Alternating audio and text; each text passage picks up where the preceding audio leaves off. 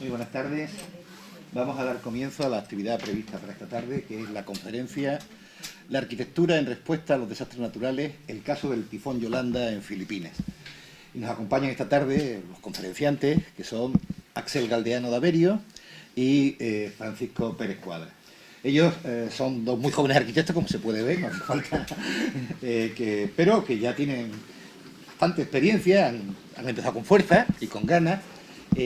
Axel, bueno, muchos la conocéis, ha vivido aquí durante muchísimos años, prácticamente se ha formado aquí, desde estudiante jovencita, y luego, bueno, pues estudió en la Escuela Técnica Superior de Granada, ha viajado bastante y ha conocido bastante mundo, ha hecho máster fuera de España, en concreto en Brasil, creo que, y en Austria, en Viena. Viena. Y en el caso de Francisco, de Curro, bueno, Curro, sí, me permite, Curro, sí, sí. Creo que han sido en Nueva Zelanda, en la Universidad de Auckland, ¿no? De Auckland, en Nueva Zelanda, y el otro es la República Checa, sí, si no recuerdo mal. Un año y aparte, bueno, ya tiene alguna experiencia, han trabajado en algunos estudios, en algunos proyectos, bueno, pero en fin, poquito a poquito se van incorporando al mundo de la. Todos sabemos lo difícil que está y cómo está ahora mismo, después de la crisis, el mundo de la construcción y de la arquitectura, que está complicado, pero bueno, ellos van poco a poco intentándolo. Incluso Axel, recuerdo que visitó mucho la biblioteca, porque creo que ya ha hecho un proyecto, su proyecto fin de carrera, fue un proyecto de una biblioteca en Loja, ¿no? Adaptada para la ciudad de Loja, ¿no? En Granada, muy bien. Bueno, pues yo, sin más, una vez presentado, deciros que nos van a hablar de una experiencia muy concreta. Ellos estuvieron bastantes meses en Filipinas, después del tifón, para ayudar a la reconstrucción de algunas de las islas, que Filipinas tiene 7.100 islas, creo que son, sí. 20.100 y pico, y casi 102 millones de habitantes. Y ellos, bueno, pues en esta experiencia solidaria, dejaron un tiempo su trabajo y sus cosas aquí para marchar allí a ayudar a esa reconstrucción, que fue larga, compleja después del tifón. Pues todo sí. Vuestro. Bueno, primero de todo, agradeceros que hayáis venido aquí a escuchar nuestra experiencia y agradecer también en concreto a la dirección de la biblioteca por darnos esta oportunidad de poder contar, de estar aquí hoy y contar lo que vamos a contar, ¿no? Bueno, os preguntaréis qué es lo que vamos a hablar detrás de este título, Arquitectura en respuesta a los desastres naturales. Bueno, esperamos que no lo queremos hacer muy técnico, es más bien contar una experiencia para todos los públicos, y nos pareció interesante contar esto para entender un poco la profesión de arquitectura, no solo desde un punto de vista técnico, sino como algo social, y ver cómo se actúa en otros países donde no tienen los mismos recursos económicos que podemos tener, por ejemplo, aquí en España o en concreto en Ceuta. Bueno, estos somos nosotros en Filipinas. Esta foto está tomada allí. Nos fuimos, como ha dicho José, nos fuimos allí porque a través de las redes sociales conocimos un arquitecto que estaba trabajando y colaborando con esta ONG, All Hands Volunteers, en diferentes países. Y entonces nos entró un poco la curiosidad de ver qué es lo que hacían, a qué se dedicaba esta ONG y si podíamos aportar algo o si por el contrario no nos interesaba. Pero bueno, por si a alguien le interesa, ahí aparece el nombre de la ONG, All Hands Volunteers. Es una organización que nació hace poco, unos 15 años aproximadamente, en Estados Unidos. Y lo que se dedican es que a través de la arquitectura ayudan a recuperar y mejorar los lugares que han sido afectados por algún desastre natural. Pero a diferencia de otras organizaciones, es que el periodo de actuación es a medio y largo plazo, no solo a corto plazo como otras ONGs. Este, por ejemplo, es un mapa del mundo donde se ven todos los puntos los programas de actuación que se han llevado a cabo. Como se observa en la parte de Estados Unidos, es donde más proyectos tienen. Esto es así porque primero empezaron allí y una vez que se estableció la ONG y creció, dio el salto internacional. Bueno, ahora voy a hablar un poco para situar un poco Filipinas, que bueno, como ya sabéis, ha dicho antes José, Filipinas es un archipiélago realmente que está formado por 7.000 y tantas islas. Y una cosa que es importante para bueno, hablar de su clima y de por qué es así, es que está muy cerca del Ecuador. Bueno, como hemos dicho, Filipinas es un archipiélago con 7.100 y tantas islas. El clima es un clima tropical y aquí hemos puesto un par de gráficas para que se entienda un poco este clima. A diferencia de, por ejemplo, de España, que tenemos 4 estaciones, ahí en Filipinas realmente hay solo 2 estaciones. La estación seca y la estación lluviosa. O sea que son 6 meses que prácticamente no llueve y los otros 6 meses se tira casi todo el día lloviendo. Y después del gráfico de la temperatura, para que simplemente veáis que prácticamente durante todo el año se mantiene una temperatura muy constante, entre 23 a 30 y tantos grados. La imagen de arriba a la derecha es una foto de una isla típica de Filipinas, con sus palmeras, la construcción típica, que se construye mucho con madera, y bueno, esas playas paradisíacas que tiene el país. Esta foto es una foto que tomamos nosotros allí, que también representa un poquito esto que acabamos de decir del clima, ¿no? Esta foto, esa mañana estuvo lloviendo mucho, porque nosotros estuvimos en la época lluviosa, y después por la tarde, que no llovía, la gente seguía con el paraguas por el calor que hace, la humedad, entonces para refugiarse un poco del sol. Bueno, otro aspecto a tener en cuenta de Filipinas es que se encuentra dentro del cinturón de fuego. Dentro de este cinturón de fuego, que se encuentra en todo el Pacífico, es donde se produce el 90% de los sismos mundiales. En este cinturón hay más de 450 volcanes y de ellos 160 están activos. Y hablando de Filipinas, ahora mismo tiene 53 volcanes que están activos. Bueno, esto es una cosa que una vez nos íbamos a preparar la charla, pues, que nos sorprendió también un poco a nosotros, ¿no? Y es que tanto los tifones como los huracanes como los ciclones son el mismo fenómeno meteorológico. Lo que pasa es que dependiendo de la zona en la que se den, se nombran de una forma u otra. En la zona de Estados Unidos, digamos, se llaman huracanes. En la zona asiática, como es el caso de Filipinas, se llaman tifones. Y en la zona del mar Índico se llaman ciclones. Hemos puesto una gráfica en la que se ve, en este caso hablamos de tifones, que dependiendo de su intensidad se llaman de una forma u otra. Van desde la primera intensidad hasta la intensidad 5, que son supertifones, y es cuando tienen más de 220 kilómetros por hora, que eso fue el caso del tifón Yolanda. Ya otro dato es como en Filipinas hay unos 20 tifones anuales, lo que pasa es que normalmente no suelen llegar a ser supertifones. Bueno, el motivo de que nosotros fuésemos a Filipinas es porque en noviembre de 2013 hubo un supertifón con vientos de mayores de 300 kilómetros por hora.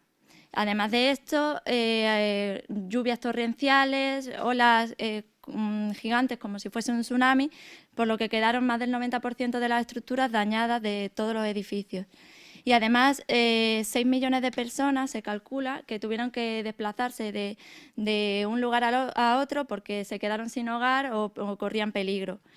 Y un dato que según el gobierno de Filipinas, aunque dicen que son muchos más, es que hubo hasta 6.300 fallecidos. Pero como digo, esto es un dato que se cree que superaron con creces esa cifra. Bueno, esta es una imagen, por ejemplo, de cómo quedó el tifón una vez que pasó en Filipinas. Creo que es bastante representativa, pero hemos traído un vídeo de una noticia de Radio Televisión Española que desde aquí España contaba un poco lo que se vivía allí.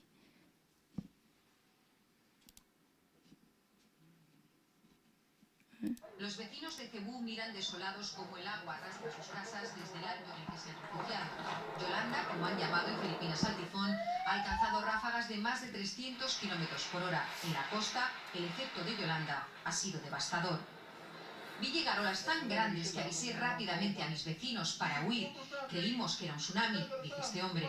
Hay 1 millón de evacuados, muchas zonas del país están sin luz, las comunicaciones marítimas están interrumpidas y se han cancelado centenares de vuelos. El presidente Benigno Aquino ha lanzado un mensaje de tranquilidad. Ningún tifón podrá poner de rodillas al pueblo de Filipinas unido. Pero Yolanda es el más destructivo de los 20 que han golpeado este año Filipinas. Los meteorólogos dicen que incluso el más potente de 2013 en todo el mundo y sigue muy fuerte en su camino hacia el sur de China. Bueno, creo que ahí el vídeo transmite bastante lo que fue el tifón en Filipinas y cómo se quedó el país. Y la zona más afectada en concreto fue la zona de las islas centrales, que se llaman Visayas centrales, y por la trayectoria del tifón, la zona más dañada fueron las islas de Samar y Leyte, que son las islas más orientales, que están ahí en la imagen de la zona de la derecha, de mayor tamaño. Y fue ahí donde nosotros fuimos, en concreto primero a la ciudad de Tacloban, que es la capital de la isla de Leyte, y más tarde a un pueblo de Samar, que es Hernani. Bueno, ahora vamos a hablar, después del tifón, se elaboró un primer plan de emergencia que tenía una primera fase de respuesta. Esta primera fase de respuesta es muy importante porque es la fase en la que se retiran los escombros, se derrumban las estructuras que están en mal estado y también se empiezan a distribuir bienes como pueden ser alimentos o incluso tiendas de campaña o refugio que hace falta en primera respuesta, como decíamos. Esta primera respuesta en Filipinas se dio desde diciembre de 2013 hasta mediados de agosto del 2014. Aquí hemos puesto algunas fotos en las que se ve un poco ese proceso de quitar los escombros. Esta es una foto de la ciudad de Tacloban, de cómo quedó todo derruido, que se aprecia perfectamente y cómo antes de empezar a trabajar allí lo que hay que hacer es quitarlo todo del medio, las estructuras que están en mal estado quitarlas porque son muy peligrosas, los edificios. Y también lo que se hizo, se creó un campamento de tiendas que se montaban y se desmontaban muy rápido para que en esta primera respuesta la gente pudiese tener un sitio para estar viviendo, digamos. Bueno, en esa primera fase nosotros no estábamos. Entonces ahora lo que vamos a contar es la segunda fase de construcción que fue cuando nosotros llegamos, y en concreto vamos a hablar de 3 proyectos. 3 proyectos que creemos que representan, más bien 3 tipos de proyectos que creemos que representan cómo se actuaba ahí, lo que nosotros hicimos y lo que vivimos.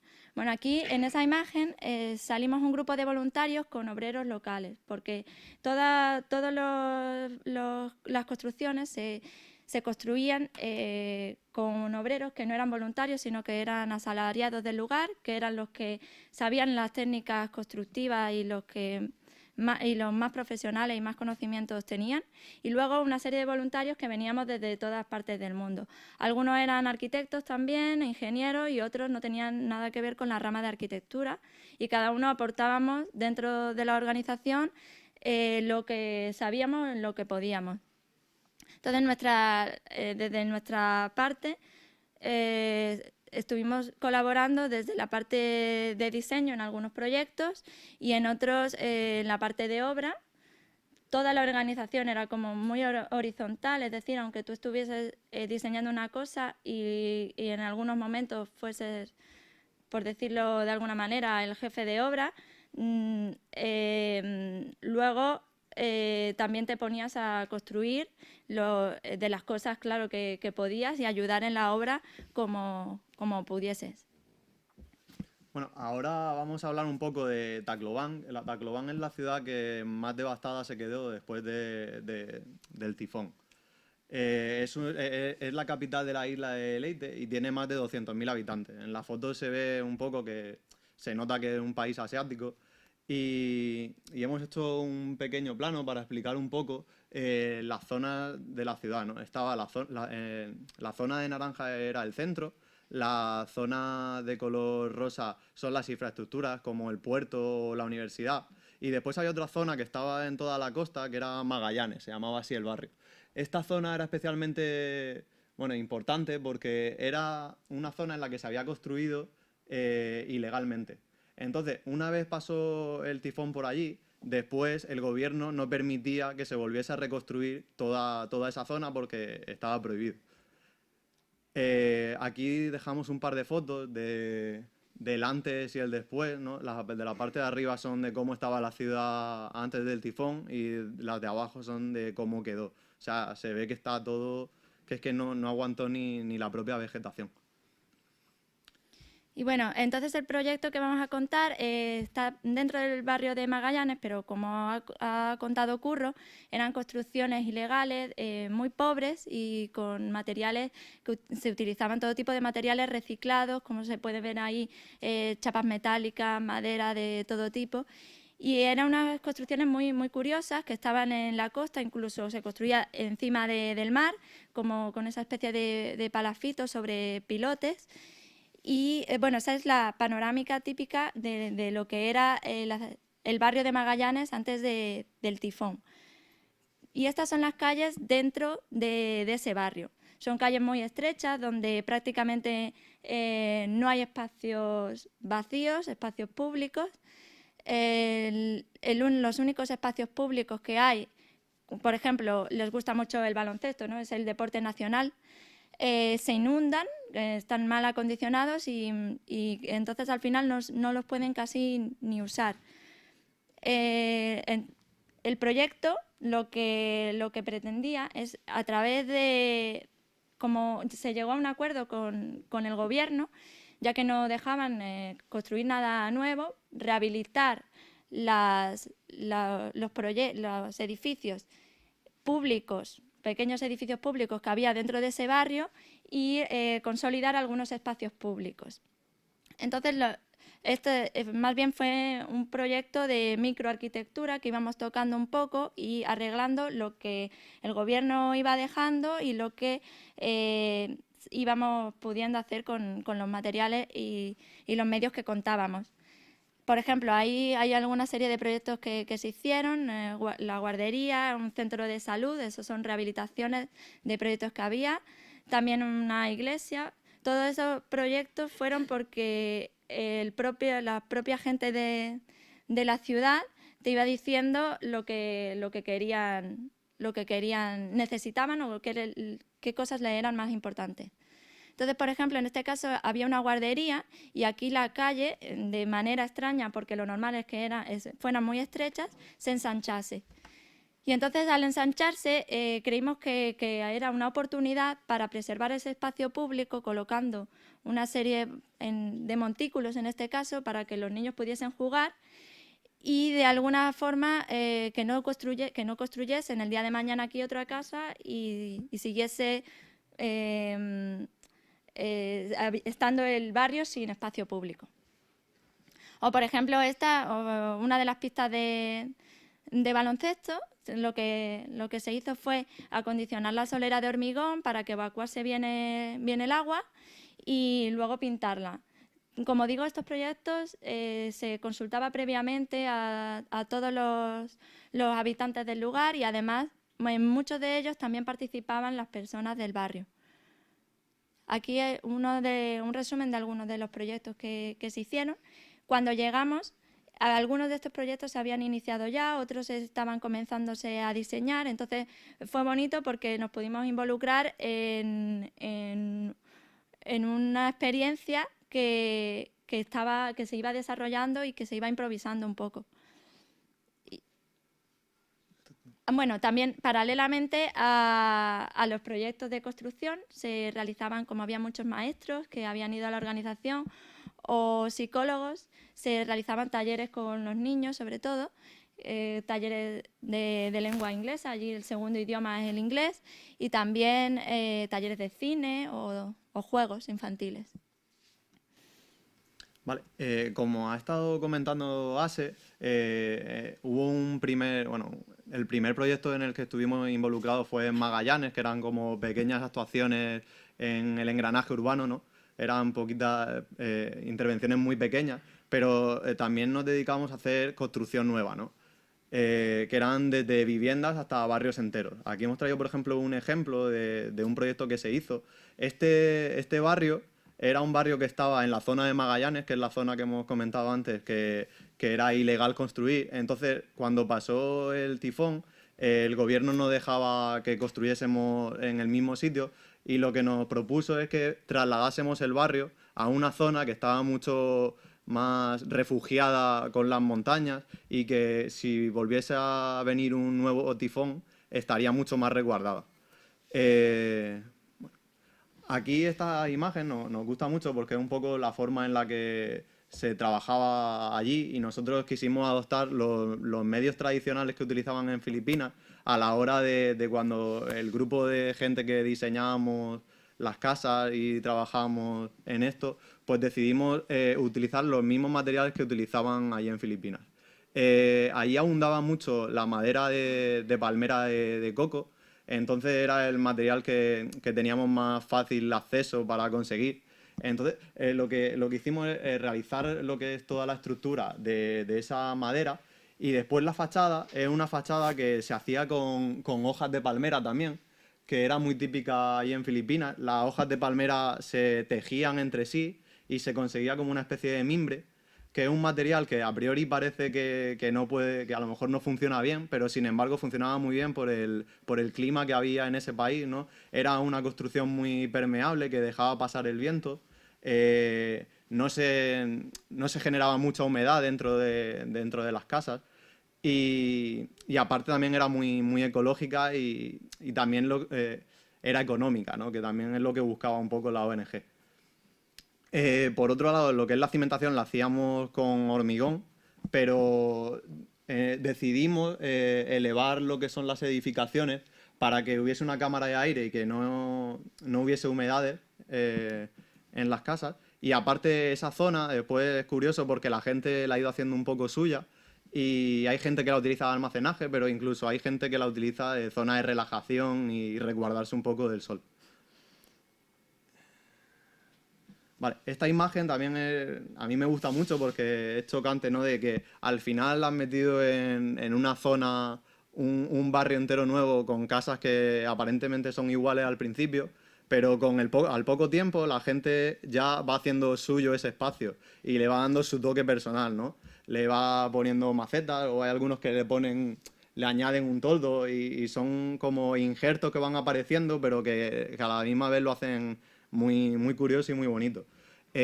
Antes no lo he mencionado, la cubierta también era la tradicional de allí de Filipinas, es una cubierta que, al igual que la fachada, se hacía con hoja de palmera, también tejida, y aunque a priori parece que a lo mejor no funciona bien, funciona súper bien, es todo lo contrario, es muy impermeable, muy ecológica y lo que decía la gente allí, que a lo mejor el único punto flojo que tenía es que al cabo de varios años, de 5 o 6 años, hay que volverla a hacer porque se termina pudriendo un poco.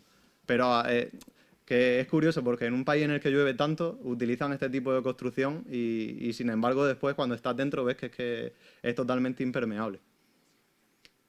Aquí hemos traído también un detalle de cómo se construía allí, porque aunque nosotros diseñásemos algo, dijésemos cómo queríamos que fuese el detalle constructivo, después se intentaba hacer lo mejor posible, pero in situ los propios obreros improvisaban, intentaban rigidizar de la manera que podían.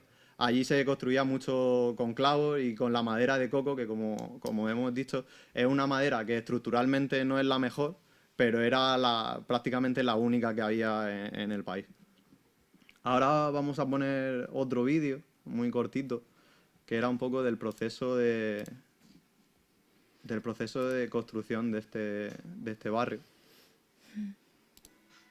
Aquí en este vídeo se ve, resume un poco cómo se construía, ¿no? Cómo se va construyendo.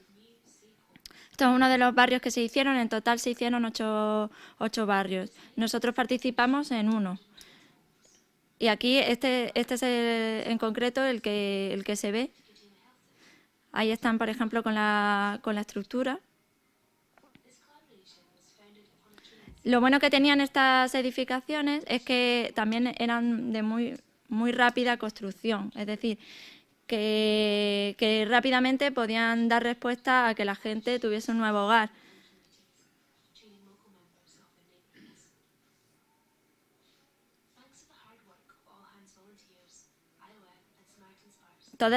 Tienen todos saneamiento y todas las instalaciones también estaban diseñadas y construidas allí.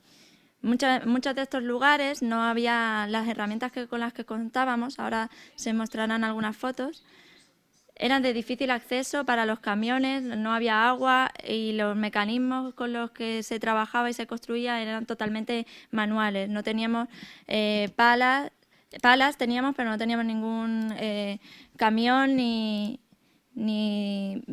otras herramientas más eléctricas.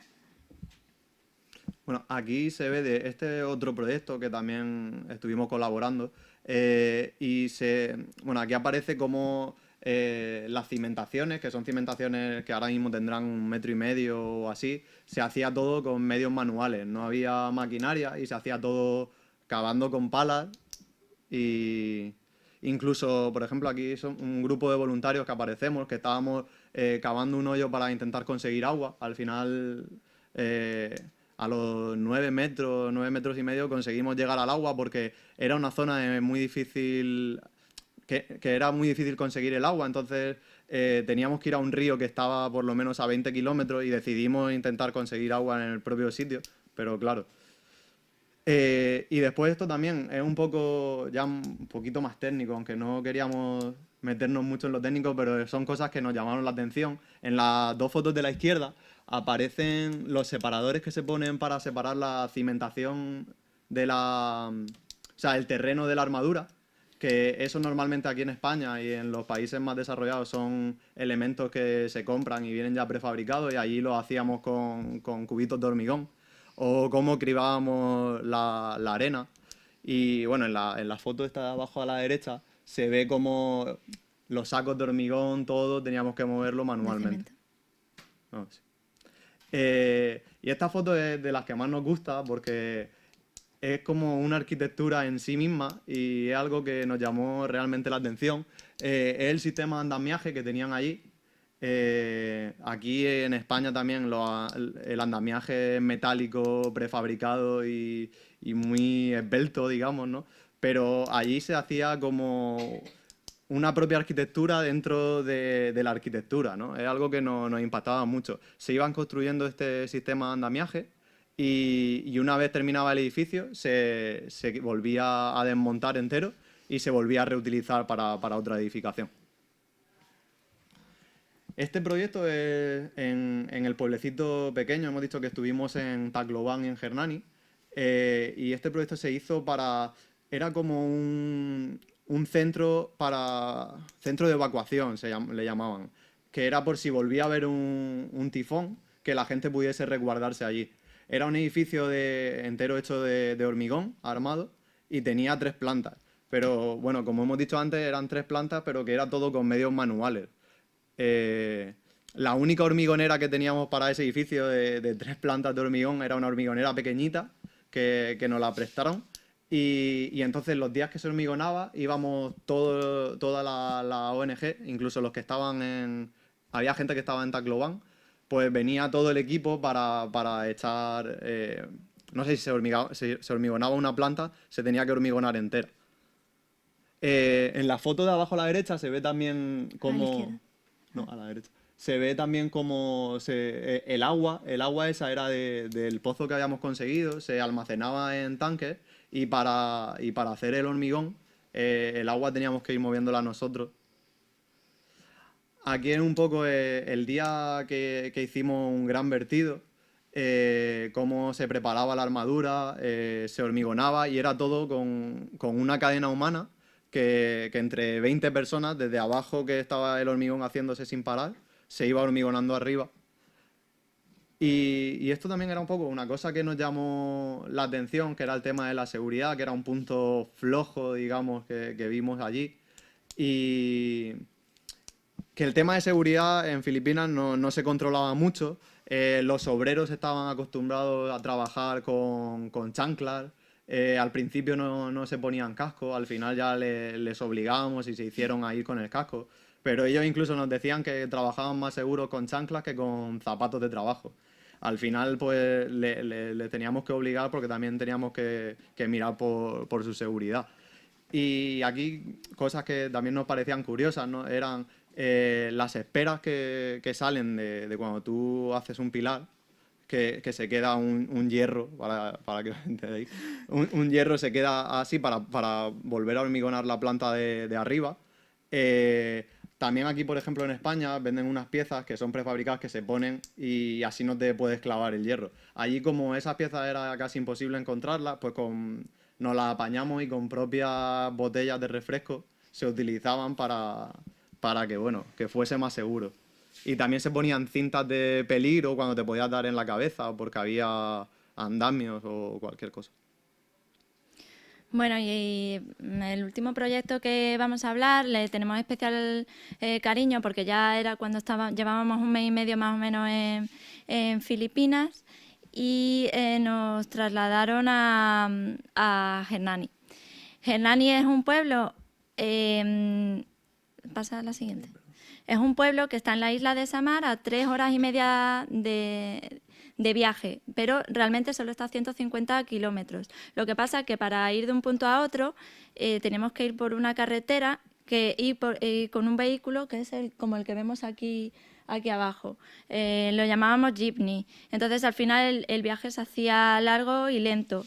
Todos los materiales que conseguíamos para el proyecto también venían de Tacloban y cuento también lo de las 3 horas y media porque si nos pasaba cualquier cosa en Hernani, en la obra o no, allí había muchas serpientes, por ejemplo, el hospital más cercano estaba en Tacloban.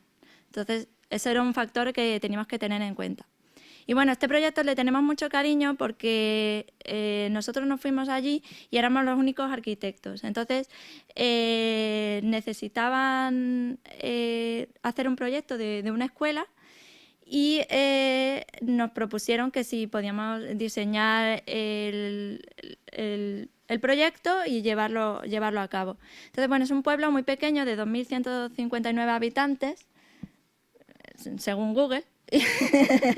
y bueno, el pueblo es una carretera que recorre, o sea, la isla tiene una carretera que recorre toda la isla y en un momento concreto surge este pueblo en torno a esa carretera. Esta es la calle central del pueblo. Y es muy curioso porque en esa calle pasan de todo, ¿no? Lo mismo te puedes encontrar un coche de última generación con una bicicleta, un jeepney, un tractor, y es lo que da la vida al pueblo. Entonces aquí un poco para entender lo mismo, igual que Tacloban, la zona naranja es la zona de las viviendas y el único espacio público o plaza era el patio del recreo, era el colegio que está ahí pintado en rosa. Entonces esa era donde los abuelos, los niños, todo el mundo se reunía en el patio del recreo como la única plaza del pueblo. Esta es una vista aérea de lo que es la escuela. Era una serie de pabellones de cubierta a 2 aguas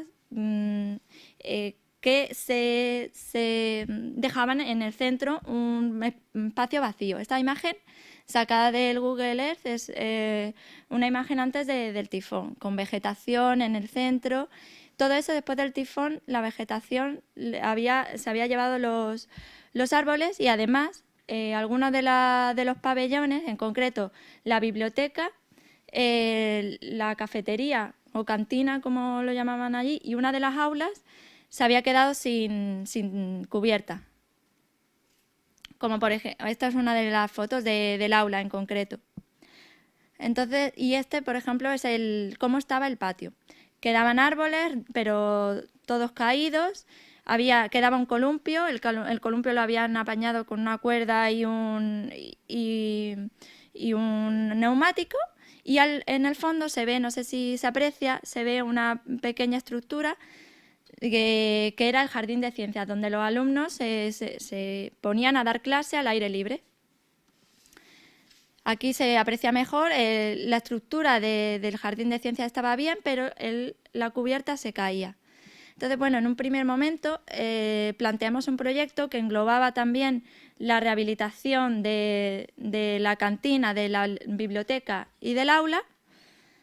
Pasa a la siguiente. Pero como no sé si lo hemos contado, pero la ONG prácticamente no tiene financiación propia, sino que se asocia con otras ONG tipo ACNUR o UMédica, Médicos Sin Fronteras, dependiendo, se asocia con otras ONG más conocidas que son las que financian los proyectos. Entonces, en este caso, estaban buscando un sponsor para que llevara a cabo estos proyectos. Y mientras llegaban, lo que decidimos hacer con los materiales reciclados y que encontramos, intentar darle forma a esa plaza que se había quedado un poco devastada, desaliñada, digamos, aunque la seguían utilizando igual. Entonces, el proyecto, lo que pensamos es en una primera zona, esta zona de aquí, cerca de la entrada, hacer una especie de juegos para los niños, todo con materiales que nos iban donando la gente del pueblo, los padres de los alumnos, casi todos eran neumáticos y trozos de madera y cuerda. Entonces, a ver qué hacíamos con esos materiales que teníamos. Y luego, por otro lado, el Jardín de Ciencias, que es esa parte del otro lado, rehabilitar esa cubierta y pensamos que podría ser un buen espacio para hacer un huerto urbano para que plantaran flores o otro tipo de cultivos, tomates, lo que quisieran. Entonces, bueno, este es... ¿no? Sí, esto es la misma imagen, la voy a volver a poner. Esto es como estaba antes el Jardín de Ciencias que le llamaban, ¿no? Y esta es la imagen de cómo se quedó después de nosotros hacer la intervención allí.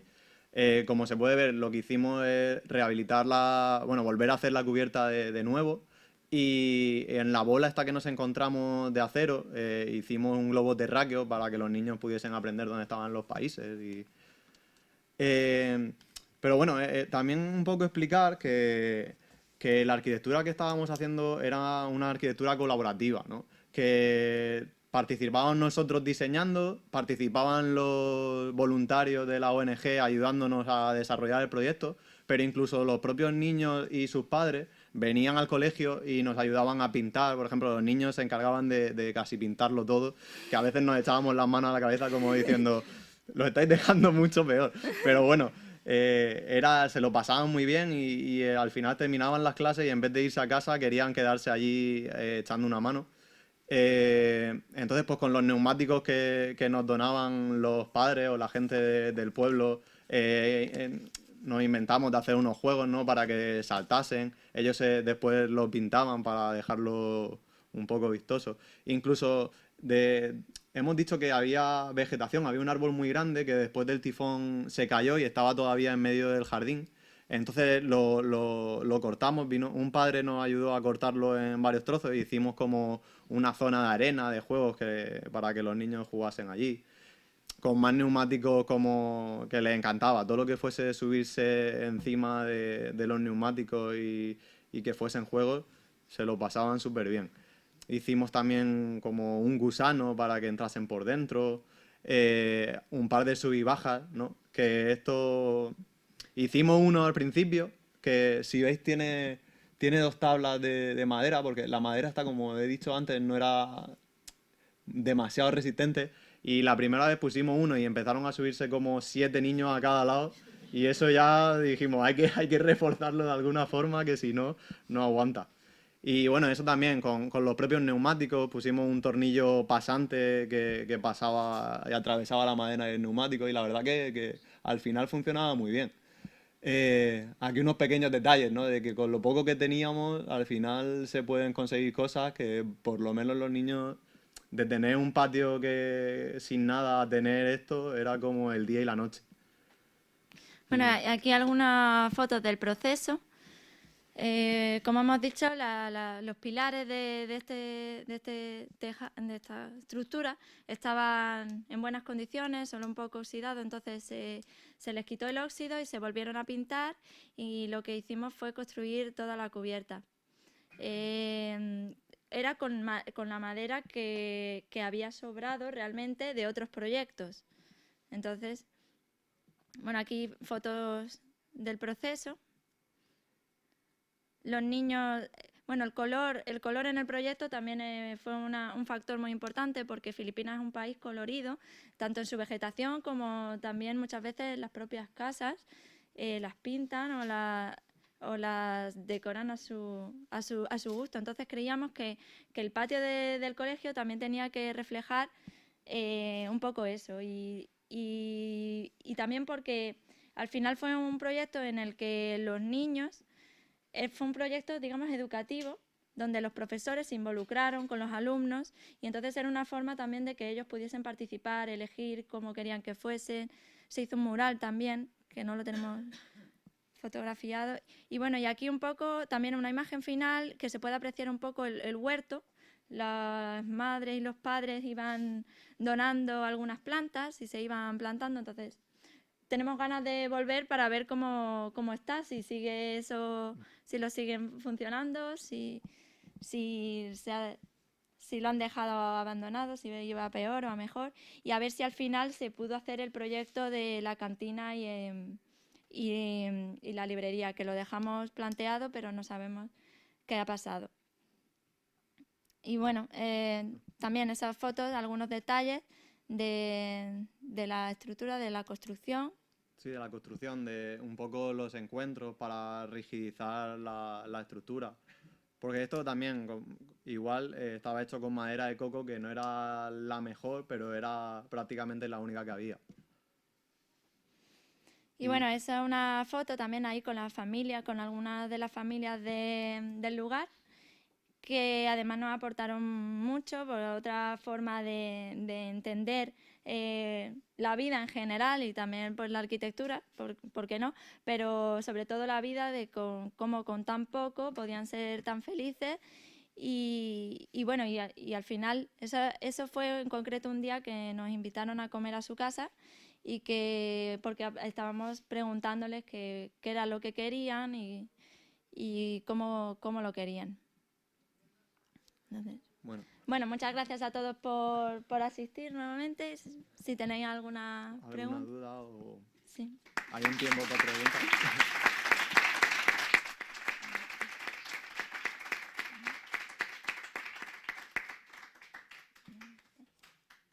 Bueno, si tenéis preguntas, ellos están dispuestos a responderlas, ¿no?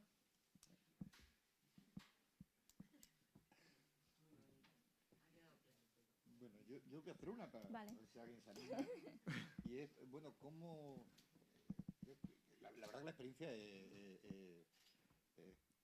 importante, ¿no? Es decir, que no es fácil, algunos arquitectos por la sala, unir lo que es el trabajo intelectual del arquitecto, del diseño, con convertirse también en el obrero de la propia construcción, ¿no? Yo creo que eso pues os pudo enriquecer mucho, ¿no? Esa experiencia de tener no solo que diseñarlo, sino que construirlo, y además quizás de cara al futuro, cuando tengáis la oportunidad de hacer cosas y dirigir equipos de obreros y tal, creo que eso puede ser una experiencia importante. No sé, yo creo, desde mi punto de vista, creo que debería de ser obligatorio casi, ¿no? Porque al final sale de la facultad, bueno, nosotros salimos y al poco tiempo nos fuimos aquí, pero que sale y realmente no tiene mucha idea de las cosas, ¿no? Porque te enseñan muchas teorías, pero después de práctica, por lo menos en la facultad en la que hemos estado nosotros, nunca realmente hemos ido a una obra. Entonces, ser partícipes tanto del diseño como después hacerlo tú con tus manos, hay muchas cosas que nosotros decíamos, mira, si esto... Ahora sí lo entiendo, ¿no? Porque en un libro se ve, pero dices, te lo aprendes de casi memoria, pero no es lo mismo que cuando tú estás ahí construyéndolo y que si tienes dudas tienes algún obrero, que al final el obrero sabe casi más que tú y la verdad que fue muy enriquecedor. Sí. A mí personalmente fue la parte que más me gustó, porque fue eso, la parte que más aprendí y fue muy duro porque pues yo con mi tamaño y con mi... pues, cosas al hombro, ¿no? Y con el clima que hacía, pues era muy duro. Pero a la vez te dabas cuenta de a lo mejor lo que habías pensado, que luego no funcionaba, o al revés, y cómo se improvisaba en la obra. No sé, fue interesante y muy enriquecedor. Bueno, ¿se anima a alguna pregunta? Yo sí tengo una. Pues venga. Una vez allí, Sí. ¿Cómo hicisteis, por ejemplo, en el tema ya del arquitecto, el que diseña, calcula y demás? Porque nos habéis enseñado un único plano, pero obviamente eso está hecho en AutoCAD y demás, pero no me creo que os llevarais allí ningún tipo de material, ¿o sí? Porque, Sí. el edificio, el único edificio que hicisteis para evacuación, que era de hormigón armado, Sí. ahí cálculo, predimensionamiento... No, eso, por ejemplo, en ese edificio de cálculo, ese edificio se encargó concretamente el cálculo de estructura a unos ingenieros que no tenían nada que ver con la ONG de Filipinas, de Manila. Entonces, en ese proyecto en concreto, como era de hormigón, 3 plantas y tal, en esa ciudad el diseño más o menos se hizo, éramos en total creo que 6 arquitectos, entonces se hizo en común, pero luego tuvieron mucho que ver también unos ingenieros del lugar que ayudaron allí. Entonces, es que cada proyecto variaba un poco, ¿no? Lo de las viviendas, que quizás era una escala que a lo mejor los arquitectos nos podemos sentir un poco más cómodos. Sí, ahí, por ejemplo, eso lo hicimos todo el grupo de arquitectos, mientras que en el otro... En el otro sí que un ingeniero echó una mano. Y bueno, y con la pregunta que has hecho, en nuestro caso nos llevamos un portátil, pero allí aparte, pero nos lo llevamos porque no sabíamos realmente si lo íbamos a necesitar o no. Pero allí había una sala dentro de donde vivíamos los voluntarios, como una especie de oficina donde estábamos todos. Entonces habían portátiles que podías usar, había equipo y luego aparte dibujando también. Pero bueno. ¿Las preguntas? Yo creo que una experiencia así, ¿no? Te debe cambiar el punto de vista como ves al obrero. Porque una cosa es estar en contacto con toda una oficina y demás, como se ve al arquitecto, pero después estar en contacto con el obrero y hacer el trabajo de obrero. Creo que la perspectiva de cómo consideras ahora al obrero en todo su esfuerzo, en todo su trabajo, creo que debe ser distinto desde una vez que has estado con ellos trabajando allí, ¿no? Sí, o sea, realmente te das cuenta que es muy duro y que al final el obrero es una pieza fundamental que muchas veces hay veces que corrige cosas que realmente llevan razón, ¿no? De que lo han hecho muchas veces y a ver, supongo que un arquitecto que lleva ya 30 años trabajando, pues no le pasará ese tipo de cosas, pero nosotros al principio cometíamos algún tipo de fallos que los propios obreros nos echaban una mano. E incluso a veces cuando estábamos allí decidiendo cómo hacerlo, llamábamos a algún obrero que estaba allí y le preguntábamos, le pedíamos consejos. Entonces sí, se ve ahora de forma distinta, creo yo. ¿Tú qué piensas? Sí, lo mismo. No tengo más que... Bueno.